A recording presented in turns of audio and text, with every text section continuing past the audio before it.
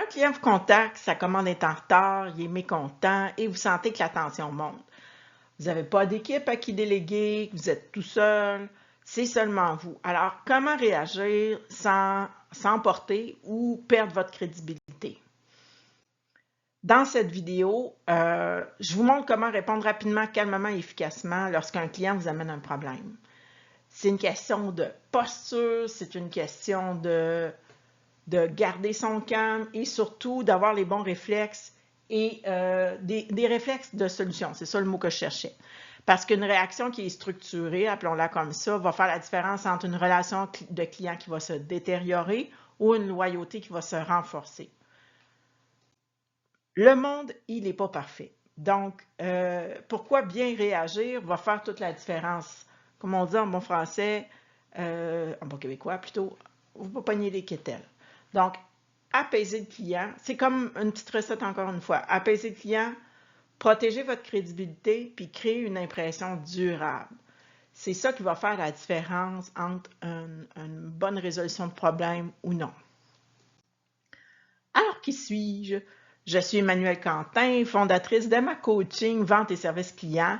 J'accompagne les pros comme vous qui vivent chaque jour des interactions clients à mieux vendre, mieux servir et surtout garder la maîtrise même quand ça brasse.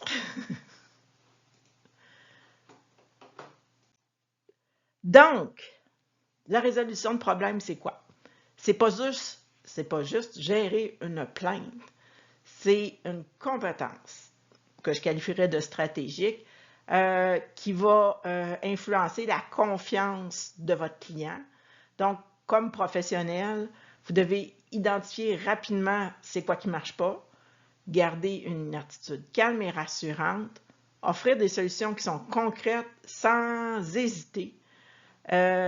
Exemple, un client vous contacte pour un problème de commande, là, on est toujours avec ça, là, commande en retard ou insatisfaction par un service reçu, peu importe. Vous vous excusez sincèrement, vous vérifiez l'état de la livraison, mettons si c'est une livraison, vous proposez un bon d'achat, un remboursement partiel ou une nouvelle expédition rapide. Ce qui va faire la différence ici, dans le fond, dans cet exemple-là, c'est la réactivité, la capacité à proposer des options claires et surtout le ton qu'on va utiliser. Calme, assumé, confiant. Donc, c'est vraiment une question de ne pas paniquer, d'offrir les options quand on en a avec assurance et vraiment identifier la source du problème. Puis des fois, le client nous parle, là, puis on ne l'écoute plus parce qu'on a déjà, on sait c'est quoi qui se passe, on sait c'est quoi la solution, blablabla. Fait que oui, ça fait partie de la résolution du problème, mais des fois, il y a une petite nuance à apporter. Donc, on s'excuse sincèrement. Ça, on a vu ça dans mes autres vidéos, un petit peu la sincérité, l'authenticité. Donc, on reste là-dedans. On vérifie immédiatement la source du problème. Bon, et après ça, on offre une solution. Maintenant, les phrases types, clés pour aller s'arrimer à tout ce petit processus-là. Laissez-moi vérifier ça tout de suite pour vous. Bon, cette phrase-là, là, le mot tout de suite est très important, puis vérifier. Hein? Ça va rassurer immédiatement. Le client, il n'y a pas à se répéter, insister. Tu es déjà en action, tu es parti. Wouhou! L'intention à l'intérieur de soi, c'est vraiment de montrer que, un, vous êtes accessible, vous êtes rapide, vous êtes attentif, vous assumez la responsabilité de vérifier, même si ce n'est pas vous qui avez causé le problème, peu importe d'où ça vient. Le piège, parce qu'il y a toujours des pièges, c'est dire la phrase sans agir. Hein, je parle d'engagement, là. Ça doit être un suivi, ça doit être fait avec une vraie intention d'agir. C'est pas juste une formule pour gagner du temps. Tu sais, c'est pas faké, là. Faut le faire. C'est comme un engagement, encore une fois. Deuxième phrase. Je vais m'occuper de ce problème et vous tenir au courant. Alors, ça, c'est une prise en charge, une communication proactive. Elle donne au client l'assurance qu'il ne sera pas oublié dans le processus. Donc, l'intention, l'objectif de cette phrase-là, là, c'est vraiment que le client se sente qu'il est accompagné, qu'il n'a pas besoin de faire de relance, puis vous faites preuve d'engagement, ce qui n'est pas simple encore en 2025. Le piège, évidemment, c'est de promettre une réponse rapide sans donner de délai précis. Bon, puis là, je vous le dis, là, mieux vaut trop que pas assez. Moi, ça m'est arrivé souvent de dire au client, si je ne vous ai pas donné une réponse vendredi, c'est au plus tard lundi que je vais vous la donner. Fait que je me donne une marge de manœuvre. Évidemment, on se prend des notes tout le monde, là. Je ne vous dis pas comment travailler, mais c'est vraiment un délai. Puis, au lieu de dire rapidement ou badadi badada, là, des mots comme ça, là, des mots fourre-tout, on dit vraiment d'ici la fin de la journée, d'ici la fin de l'heure du dîner, avant la fin de mon corps de travail. Tout ça, c'est des choses qui vont faire en sorte qu'on a un engagement, le client, il se sent accompagné. Je vais vous proposer quelques options pour résoudre, pour vous satisfaire, peu importe. Vous donnez au client, on aime ça, on lui donne du pouvoir de décider sans lui imposer une solution unique. C'est un geste de transparence. Et ça, en 2025, encore une fois, la transparence et le respect, ça se perd. Donc, vous vous trompez pas quand vous proposez des options pour résoudre un problème. L'intention, c'est de faire vraiment une résolution en mode de collaboration. On collabore, c'est pas juste on applique un correctif qui est unilatéral, je vous donne un bon de temps où vous avez tel droit à telle affaire gratuite à votre prochaine visite. Non, c'est vraiment une collaboration.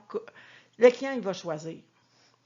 Le piège, proposer des options sans les expliquer clairement, sans les bénéfices. Prenez votre temps dans la résolution de problèmes. Encore une fois, on ralentit le débit, on prend notre temps, puis il y a vraiment quelque chose d'important à faire là, dans le sens que, comment je vous jazzerais ça un peu, c'est une façon de respecter le client en disant, OK, on a fait une gaffe, mais regardez, voici les options que moi je vois, puis voici à quoi ça ressemble. Ça peut être ça, qui peut être appliqué dans telle circonstance, ça peut être ça, qui peut être appliqué dans telle circonstance, etc., etc. Variantes possibles. Oups, j'ai sauté ma page. C'est pas grave, on passe à l'autre. C'est une situation rare, je vais m'assurer de la régler. Donc, ça arrive des situations rares. Ça dédramatise sans minimiser. Donc, on reconnaît l'inconfort, mais on va gérer parce que c'est pas quelque chose d'habituel quand même. L'intention, évidemment, en arrière de tout ça, c'est de rassurer, éviter la panique, la confusion du client, montrer qu'on a des ressources, des méthodes. Même quand c'est exceptionnel, il y a des façons de procéder. Il ne faut pas utiliser cette phrase-là pour se déresponsabiliser. Ça n'arrive jamais, là. Ça se peut pas, ça n'arrive jamais. Ça peut être perçu comme quelque chose de « vous êtes malchanceux ». Il faut vraiment rester en mode solution dans sa posture. Et puis, on peut dire quelque chose comme « c'est peu fréquent, je vais faire le nécessaire pour que ça soit réglé ». Mais c'est vraiment, quand c'est une situation rare, ça se peut, là. Il y en a des situations rares. Mais on n'a jamais vu ça, là. Dites pas ça. Dites pas ça. C'est pas compliqué. C'est une situation rare, puis on va voir qu'est-ce qu'on peut faire avec ça. Mais ça n'arrive jamais. Tu sais, ça se dit pas, tout simplement. 5e phrase. Je contacte la bonne personne et je vous reviens rapidement. Ça veut dire que vous reconnaissez qu'il y a des limites dans votre pouvoir d'action. Peu importe c'est quoi la source du problème ou whatever, que vous soyez entrepreneur ou employé, là, tout en montrant que vous savez à qui vous allez envoyer ça, puis à qui vous allez passer le relais. C'est rester responsable même quand on délègue. On ne se décharge pas, hein? On s'entend, là. La résolution de problèmes, c'est... Là, encore là, je ne vous dis pas comment travailler, mais vous organisez la suite pour le client, puis vous faites vos suivis. Je vous dis un peu comment travailler. Donc, le piège à éviter, c'est de ne pas faire de suivi après avoir dit ça. Je reviens vers vous. Ça, c'est mortel. On honore l'engagement parce qu'on s'engage. En 2025, il faut s'engager, même si c'est pour dire que c'est encore en cours.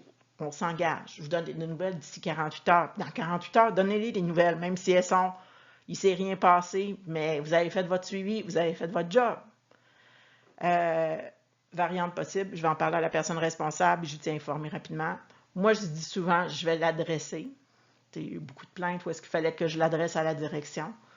Donc, je vais l'adresser. Après ça, malheureusement, c'est entre leurs mains, puis je ne peux pas apporter d'autres solutions. Ça va être la direction qui va revenir vers vous s'il y a quelque chose. T'sais, des fois, il n'y a rien à faire aussi, mais on peut dire qu'on l'a adressé. Puis moi, ben, quand j'en parle à la direction, ben, je dis ça serait bien que vous reveniez au client. Puis je fais un suivi. Êtes-vous venu? Comme ça, quand le client me rappelle plus tard, ben, est-ce qu'on vous est revenu? Donc, c'est toutes des choses qui font que on fait de la résolution de problèmes qui est extrêmement proactive et qui est, on est impliqué.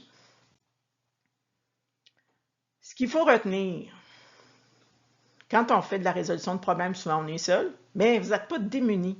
Avec la bonne façon de se tenir, la bonne posture, c'est facile de désamorcer la situation. Puis c'est une compétence, là, la résolution de problèmes. C'est pas juste un cours théorique, c'est vraiment, ça s'apprend, ça ne sera pas un succès du premier coup si vous n'avez pas l'habitude de le faire, mais ça s'apprend. Puis chaque réponse va être une opportunité pour vous aussi de gagner en confiance, de dire « Oh, quand j'ai utilisé cette phrase-là, on a eu de quoi? Quand j'ai utilisé cette phrase-là, oh, ça a passé dans le beurre ou le client a mal réagi. » Donc, c'est vraiment quelque chose qui demande beaucoup d'empathie encore, qui demande beaucoup d'écoute active. Mais avec les phrases clés, ça va aller chercher puis baisser facilement parce que vous utilisez les bons mots. Ça va baisser la tension. Puis c'est vraiment ça, mon secret à moi, c'est j'ai des phrases clés, j'ai des mots que j'utilise avec lesquels je suis extrêmement à l'aise. Fait que quand je dis sincèrement, c'est parce que c'est vraiment sincère. Quand j'utilise tel mot, ça veut dire ce que ça veut dire. You see what you get. Là, t'sais. Donc, c'est pour ça que je vous partage ça avec un très grand plaisir. Alors, ben écoutez, la prochaine étape, je vous invite à télécharger mon guide gratuit 4 compétences et 10 phrases clés pour transformer vos ventes et votre service client. Le lien se retrouve dans le descriptif de la vidéo. Au plaisir!